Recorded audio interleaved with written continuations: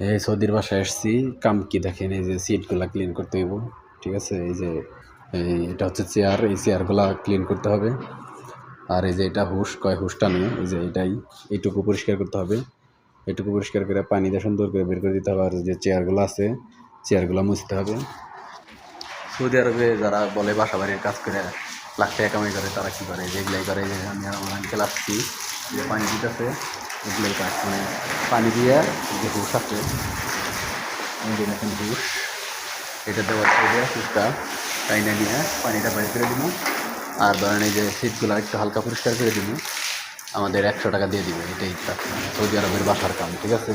তো ধরেন আপনার যদি 10টা বাসা থাকে, তাহলে কিন্তু প্রতিদিন যদি আপনি একটা করে বাসা, মানে প্রতিদিন আপনি যদি অনায়াসে বাসা করলে 5-6টা বাসা করতে পারবেন। এই যে দেখেন, এইখান থেকে শুরু করে সোজা পানিটা টাইমে বাইরে বের করে দেবেন, এইভাবে সুন্দর করে বাইরে বের করে দেবেন। এটি আমাদের আজকে বাসার কাজ।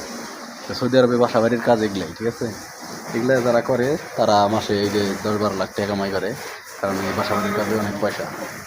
তো আমার ইউটিউব চ্যানেলটি সবাই সাবস্ক্রাইব করে দিবেন। যারা নতুন আছেন, নতুন নতুন ভিডিও পেতে আমার ইউটিউব চ্যানেলটি অবশ্যই সাবস্ক্রাইব করে দিবেন। সবাইকে ধন্যবাদ। নতুন নতুন ভিডিও পেতে আমাদের সাথেই থাকবেন। সকলকে ধন্যবাদ। আসসালামু আলাইকুম।